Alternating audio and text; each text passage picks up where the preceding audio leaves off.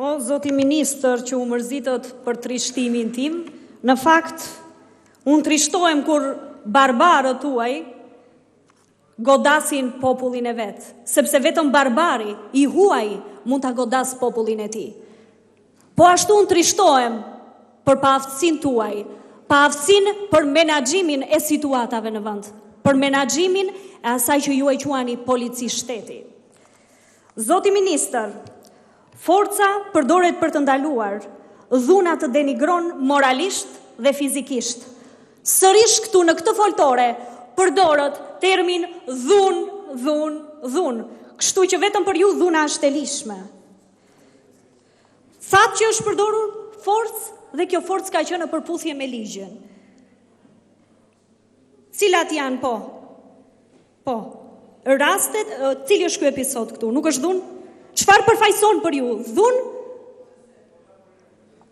Pra, kur persona të maskuar, të cilët ne nuk e dim, në qoftë se janë vërtet efektiv të strukturave të policisë, apo individ infiltruar në struktura kriminale, godasin qytetarët protestues, në të drejtën e tyre për të protestuar, paqësisht. Ja pra, cili është agresioni i këtij individi? Veç mbrojtja e tij. Po mbrohet me duart përpara fytyrës, ndërsa efektivët, në qoftë se do t'i quajmë efektiv, po e dhunojnë atë barbarisht. Shifeni. Ky nuk është episod dhune. Një episod i tillë në Shtetet e Bashkuara të Amerikës ka ngjallur protesta. Shifeni. E ke parë, patjetër që e ke parë. Dhunës tuaj nuk i kursehen as gratë. Ja pra, efektivët tuaj pa numra identifikimi. Vijoj mëtej me episodin e dhunës ndaj publicistit Lela. Po ashtu dhe zonjat të cilat po mundohen të ndrydhin krahët ish deputetes së parlamentit. Në fakt to janë raste kështu. Për të kaluar radhën, apo jo?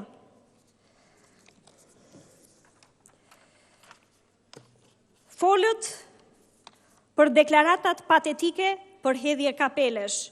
Në Shtetet e Bashkuara të Amerikës u hoqën kapele dhe u bashkuan bashkë me protestuesët efektivët, zoti ministër.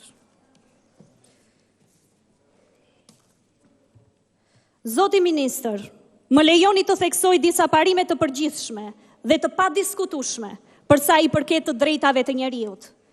Të drejtat e njeriut janë të ndërvarura, të pandashme, universale, ndërsa detyrimet e shtetit janë të përmbush detyrimet ligjore, të mbrojë të drejtat e njeriut, të promovoj të drejtat e njeriut. Siç e dim, ka të drejta negative dhe pozitive.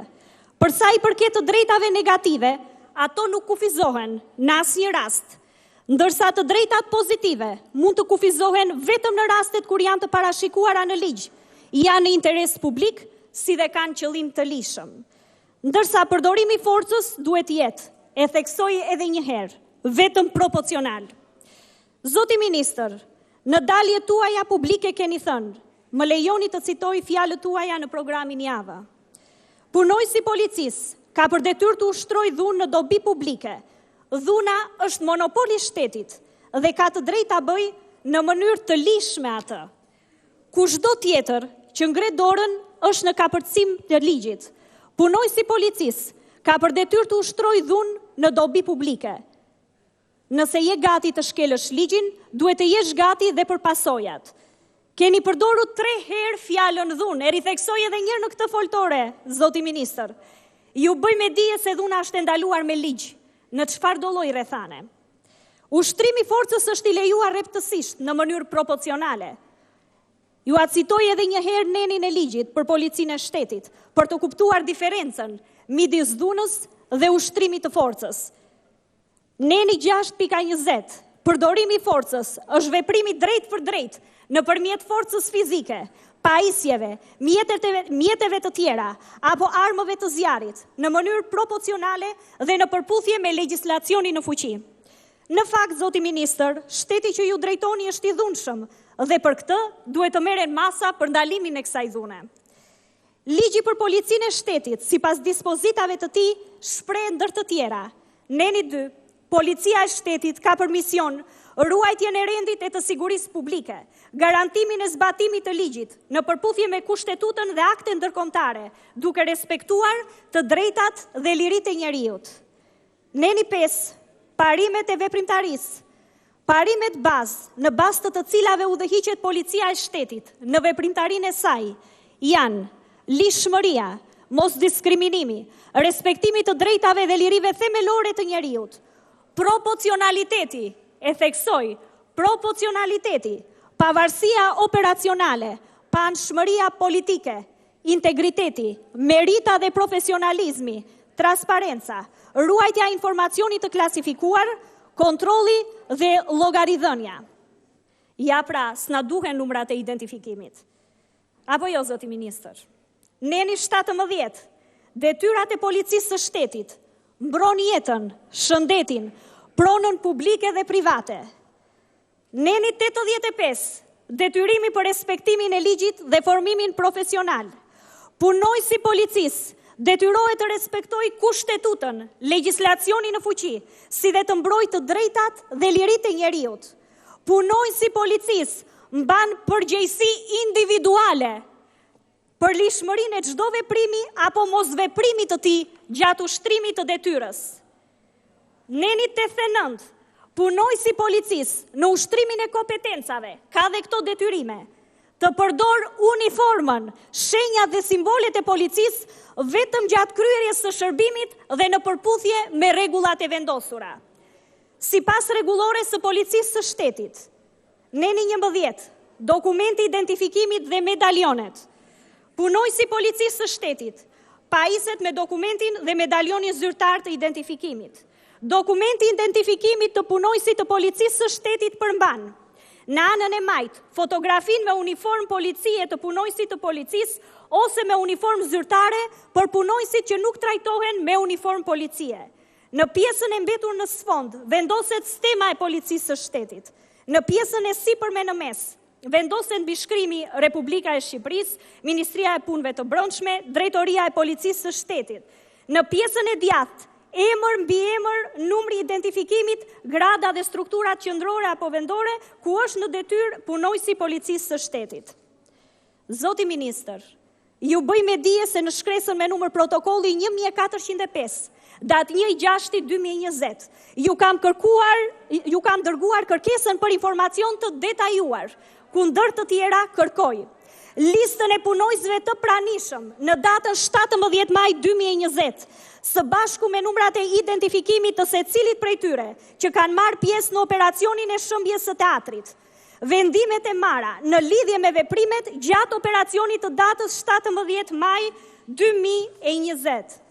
Këtë përgjigje, jo vetëm që nuk e mora, pavarësisht afatit, brenda së cilis duhet të merrej kjo e fundit, por ju dhe përmes përgjigjeve tuaja, as pak shteruse në këtë foltore, vazhdoni të shtoni edhe më tej dyshimet, në qoftë se gjatë operacionit të shëmbjes së teatrit dhe protestave kanë qenë të pranishëm efektiv policie apo individ të infiltruar prej strukturave kriminale. Zoti ministër, edhe në vrasje në Laç, vrasësit me uniform policie ishin veshur.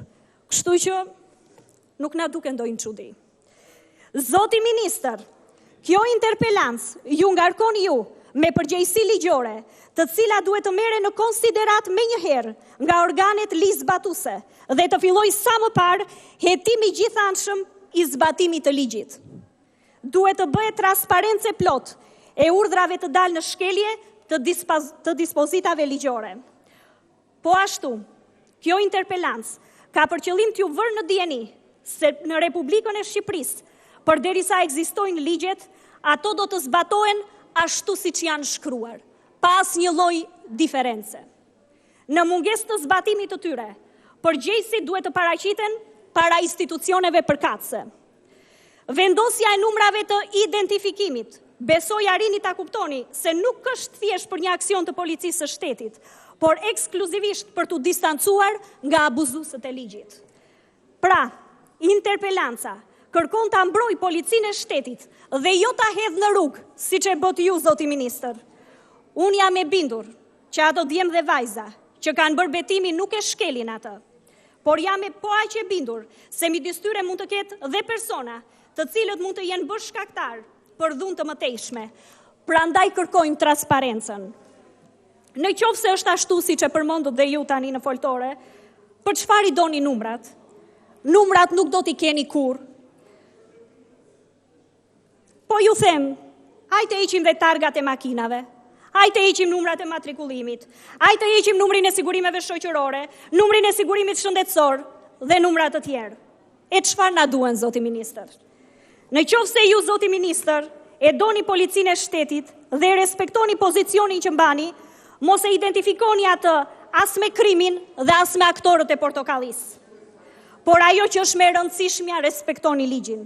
Asgjë më shumë. Zoti ministër, përse forcat Renea kanë qenë të përfshira qëllimisht në ato operacion? A e keni ju një përgjigje? Forcat Renea janë përdorur në protestë në kundërshtim me ligjin. Pasi përdoren, ju e dini shumë mirë, kundra pengmarsve dhe terroristëve. Po cilët ishin pengmarsit këtu, zoti ministër? Ishin artistët, ishin reporterët, ishin gazetarët, ishin aktivistët, ishin qytetarët. Zoti ministër, pengmarsit këtu jeni ju. Ju po i merrni peng qytetarëve të drejtat e tyre kushtetuese dhe demokratike, të drejtën për të protestuar. Ju po instaloni këtu diktaturën duke shëmbur jo vetëm historinë, por dhe kulturën demokratike të një populli.